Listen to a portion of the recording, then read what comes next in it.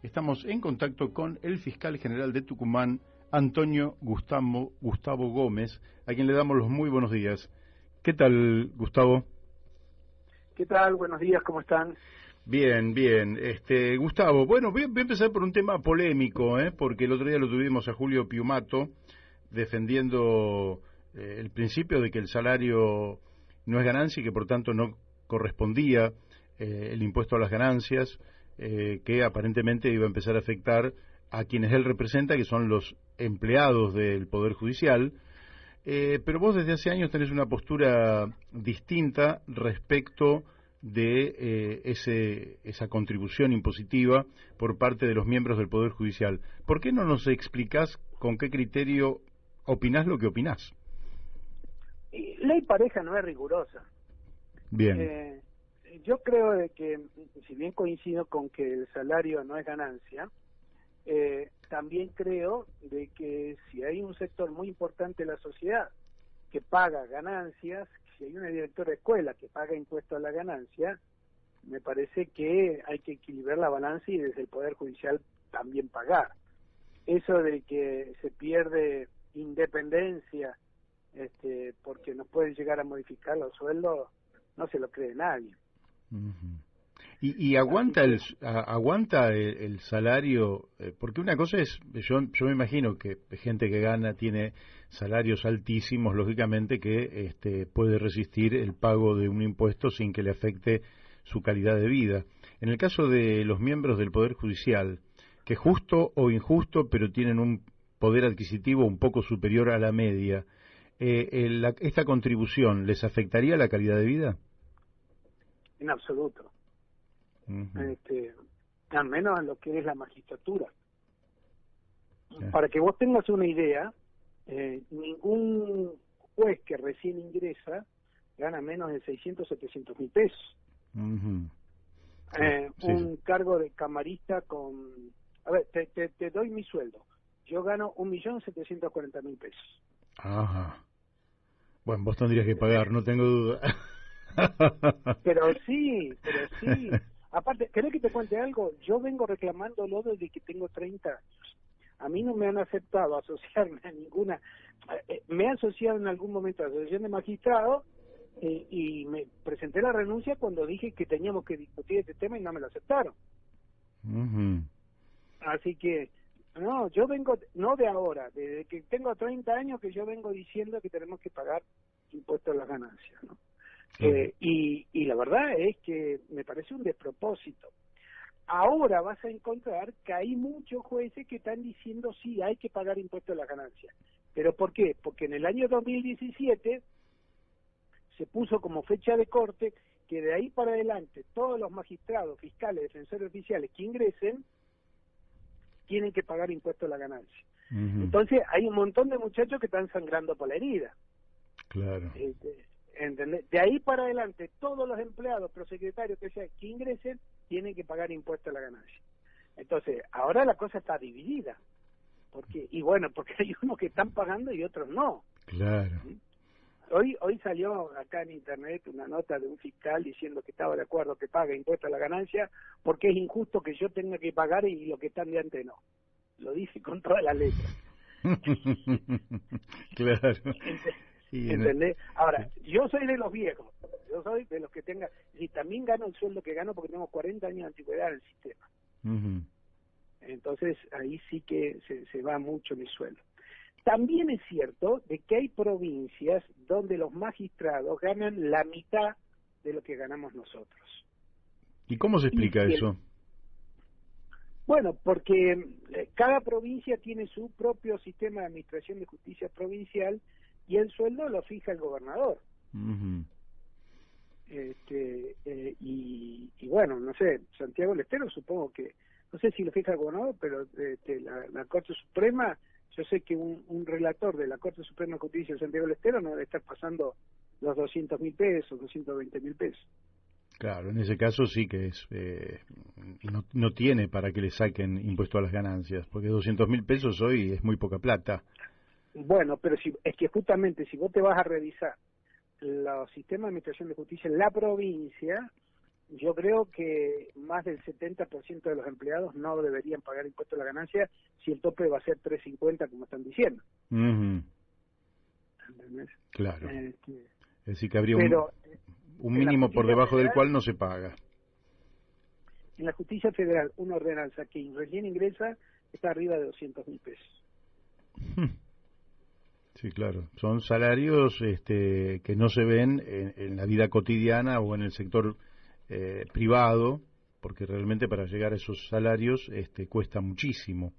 Pero sí en la vida del Poder Judicial. Bueno, pero creo que ha quedado clara la postura tuya y me parece que viene bien porque el viernes que hablé con Julio Piumato, él un poco respondió a esto que vos, a una observación que yo le hice en este sentido, y lógicamente que no quiero ser intermediario ni quiero contestarle a uno ni a otro porque eso no corresponde, pero él decía que lo que había que hacer era sacar el impuesto a las ganancias de los salarios para todos, que había que nivelar para arriba, y creo que cualquiera entiende que desde un alto nivel de ingresos ya pagar el impuesto se transforma en un acto de justicia. Coincido totalmente con eso. De eso no te quepa ninguna duda. Eso me parece perfecto. Pero la situación es que eso no es cierto. Y encima de que somos... de todos los servicios que presta el Estado, el sistema de administración de justicia es el peor de todos. La gente nos cree menos a nosotros que un médico, un maestro, lo que vos quieras. El sistema de administración de justicia presta el peor servicio de todos los servicios que presta el Estado. Y encima ganamos mucho más que cualquier otro empleado del resto del servicio de Estado, del resto de los empleados públicos. Entonces, hay una doble razón por la cual hay que terminar con esta historia y tenemos que pagar todos los impuestos. Pero te voy a dar un dato más. Y ahora me aclara por qué no te quieren en ningún lugar a vos. Sí, no, si yo, escuchame, pagar impuestos. Cada vez que yo cumplo años lo hago en una cabina telefónica, pero te doy un dato más. Te doy un dato más dentro de del gremio, entre comillas, donde yo me muevo. Yo sostengo que los magistrados no tenemos que dar clases en las universidades ni en ningún sistema educativo. Así es en muchas partes del mundo. No podemos ejercer la docencia. Ahora, ¿qué pasa? Los magistrados ejercen la docencia. Son titulares de cátedra con dedicación exclusiva en la docencia y en el Poder Judicial. Contradictorio. Y no pagan impuestos a la ganancia ninguno de los dos. Claro. ¿Entendés? Entonces, vos tenés un profesor en la universidad que cobra un sueldo, no paga impuesto a la ganancia. Al lado tenés un abogado que ejerce la profesión, que cobra el mismo sueldo y él paga el impuesto a la ganancia. Sí, claro. No, es irritativo. Es muy. Y por eso, bueno, insisto, yo soy de los que creen que sí, no es de ahora, no es porque a mí me estén sacando y al resto no. Yo soy de los que cree que incluso los magistrados no tenemos que ser docentes, porque así es en España, así es en muchos lugares del mundo. Bien. Bueno, te voy a cambiar totalmente de tema. Y pasemos al examen, bolilla 2. Bolilla 2, tengo 4 bolillas, vamos a ver si pasás las 4 y te aprobamos. Pero voy a empezar por una difícil, que tiene que ver con una denuncia que hizo Carolina Lozada, actualmente senadora, otrora periodista, muy conocida, donde ella dice que en Rosario, en la ciudad de Rosario, se venden bebés por 60.000 pesos, ¿no? Incluso creo que dio la esquina en la cual se hacen estas transacciones, lo que me pareció una cosa de horror, pensar que pudiera estar ocurriendo esto en una ciudad aparte tan importante, aunque viviendo bajo el flagelo del narcotráfico, pero tan importante como Rosario. Y esto generó una controversia a nivel del Poder Ejecutivo Nacional. En fin, dejemos de lado eso. ¿Vos crees que puede estar ocurriendo esto así, como lo planteó la senadora? Mirá, no lo sé, pero lo que te puedo decir con exactitud son dos cosas. Primero, es absolutamente cierto que ese tipo de delito específico, así como lo plantea, no está legislado y hace tiempo ya que hay varios proyectos de ANSA en busca de introducir una modificación en el Código Penal. Punto primero. Punto segundo. Ella, ante un caso como ese, puede presentarse, no hacer una denuncia por los diarios, puede presentarse en una Fiscalía Federal y presentarse como querellante en una causa penal contra este tipo de delitos. Es decir, tenemos que salir del discurso político y público en los medios de información y empezar a reclamar que nuestros legisladores, más allá de salir en los diarios, hagan querellas penales, como ocurre, por ejemplo, acá en Tucumán, con una concejal contra el minero de la Lumbrera, que fue reconocido por la justicia federal como querellante. Claro. Pero la pregunta es, ¿por qué delitos, Mario?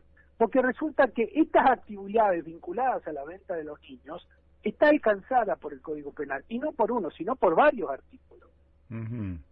No sé si querés que te los mencione, pero... Sí, porque si está tipificado, es bueno que la opinión pública sepa que esto está tipificado y que no se trata de una propiedad privada del padre o la madre, sino que se trata de un verdadero delito. Primero, la supresión y la suposición de estado civil de identidad. Esto está por el 138, hay penas que son ligeras, obviamente, que de 1 a 4 años, de 2 a 5 años, incluso puede llegar hasta los 10 años de prisión. Pero la supresión de identidad es un delito que nosotros hemos investigado acá en Tucumán, hemos investigado en el marco de las causas por los delitos de lesa humanidad, es decir, hay delitos penales. El 139, por ejemplo, todo lo que es la facilitación y la promoción de la presentación de un delito comprendido por este artículo. Hola. Sí, te escuchamos perfecto, mejor que antes. Entonces, la verdad es que existe la posibilidad por el artículo 139 bis también, que es el agravante del 138.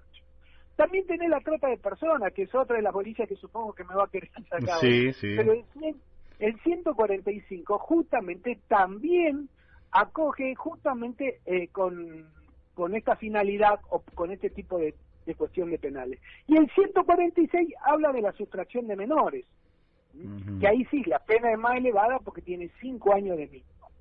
A ver, ¿tenés delitos? Sí, delitos tenés. Específicamente el delito de venta, no. ¿Y por qué yo creo que debería empezar a legislarse de este tema? Por el famoso, la famosa utilización o el famoso pensamiento de utilizar a los niños como mercancía en el tema de los alquileres de vientres. Ajá. O sea, vos ves como que hay que tipificar ese delito del alquiler de vientre.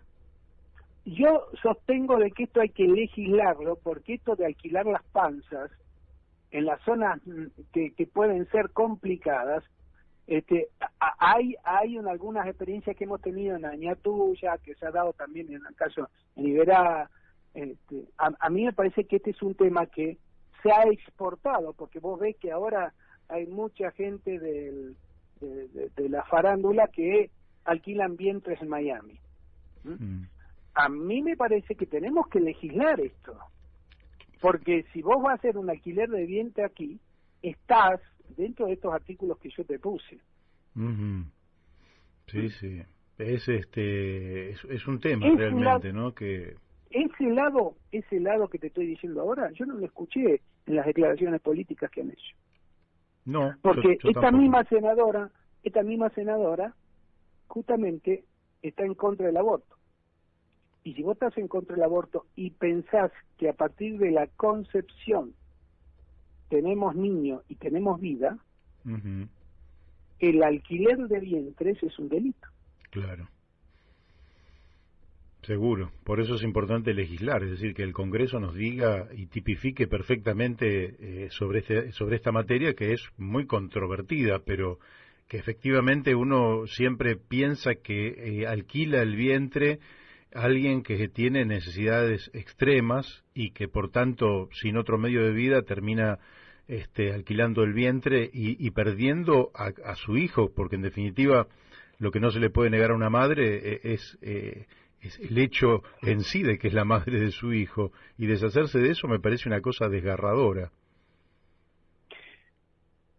Mires como lo mires, en Estados Unidos está permitido y no es delito. Entonces, es importante que nosotros lo reglamentemos. Y si lo reglamentamos, pensá desde el vamos que vas a tener una gran oposición de la Iglesia. Claro. Tema para realmente para continuarlo y profundizarlo. Te voy a cambiar de bolilla y vamos a seguir con el tema vinculado a la trata de personas, y vos lo relacionás al empleo doméstico. Eso me gustaría que nos lo aclares, porque no se entiende por qué el empleo doméstico y la trata de personas tendrían algún tipo de relación. Es muy común en el interior del país, más bien en el pasado, hoy ya no ocurre, creo, pero que cuando vos necesitabas una empleada doméstica para que te atiende en las familias BIAM, en las familias con alto poder adquisitivo, y que tenían incluso algunas viviendas que tienen hasta la habitación para la empleada doméstica con baño incluido, entonces se salía a buscar algunas jovencitas en el campo, donde los padres no tenían la posibilidad económica de mantener a sus hijos, y la daban a las niñas para que sean empleadas domésticas, y a cambio de eso quien la recogía en su propia casa le daba educación, le daba alimento, le daba techo, y de alguna manera la hacía crecer en un ámbito que no era el propio del campesinado. Por eso yo lo relaciono con el tema del servicio doméstico, ¿no? En el caso particular es una directora de un orfanato del Estado que reciben los niños. Yo no sé si sabés, pero los orfanatos a partir de los 18 años le hacen la valijita, lo ponen en la puerta de la casa y le dicen andate, y no le dan ninguna posibilidad futuro. Eso es lo que está provocando aún hoy, es la casa de trata de personas con fines de la prostitución. ¿Entendés? Sí, claro.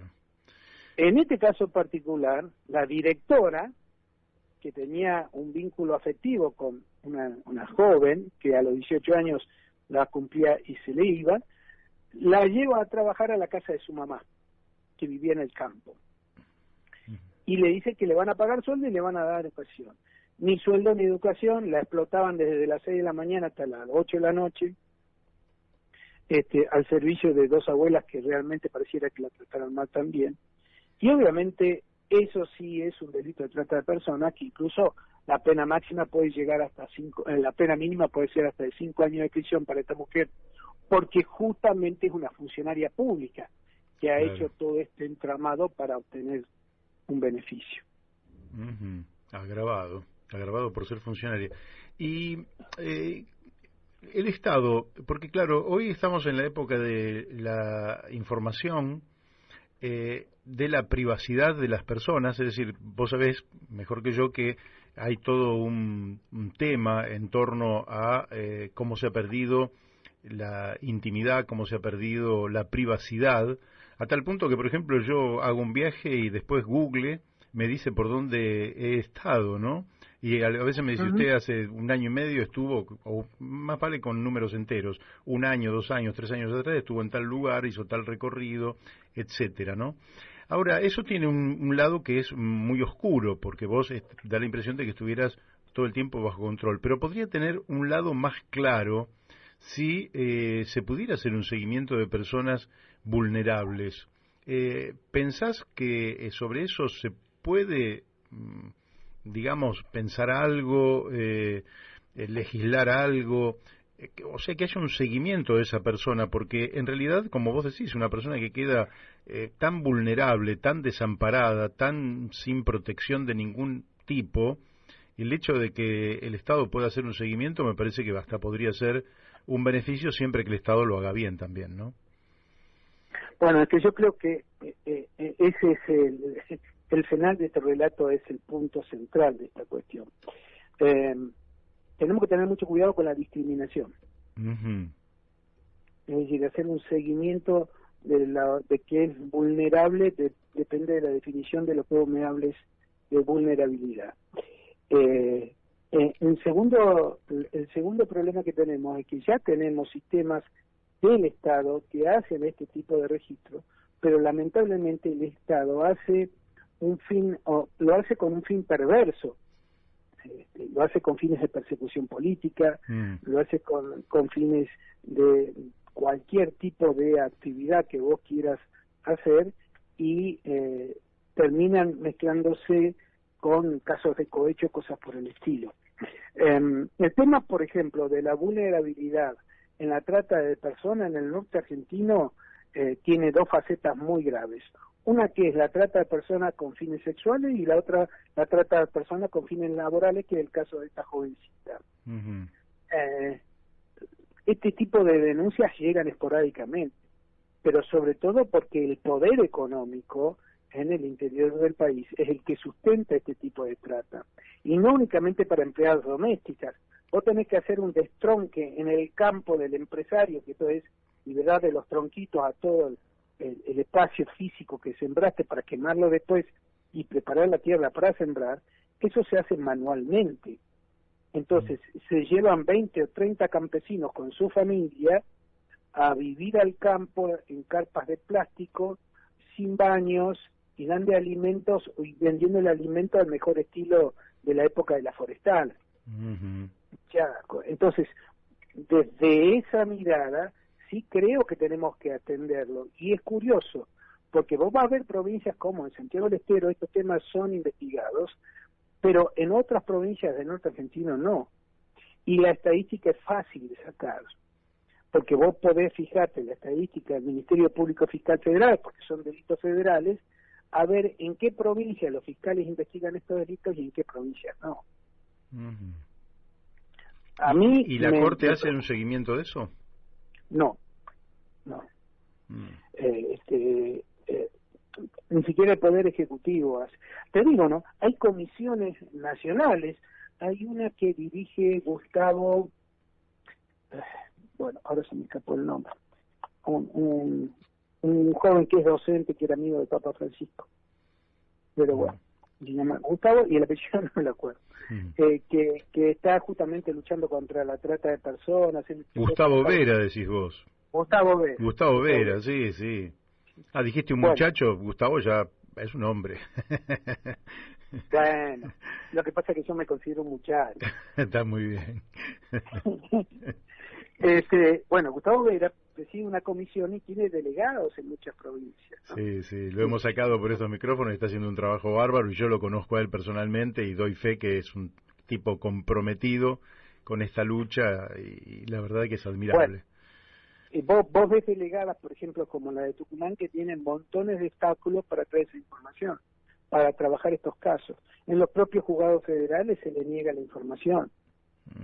Qué bárbaro. Yo vengo sosteniendo de que la comisión que preside Gustavo tiene que presentarse como querellante en todas estas causas, porque va a ser la única manera de que el Poder Ejecutivo tenga realmente un número verdadero, no ficticio.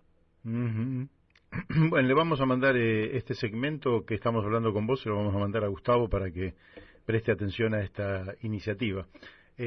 Bueno, y pasamos al último punto entonces de la bolilla de hoy, el punto 4, que tiene que ver, ya también cambiamos bastante de perfil, dejamos los dos temas anteriores y vamos al tema de la contaminación, de los delitos ambientales, que vos decís que en el tratamiento de la cuestión de la exploración offshore, le digo para los oyentes, la exploración offshore es la búsqueda de petróleo o de hidrocarburos en el mar, que siempre es un tema muy difícil porque no hay lugar donde efectivamente no se contamine de una manera tremenda por las propias dificultades de hacerlo justamente a través de plataformas de exploración y explotación de hidrocarburos.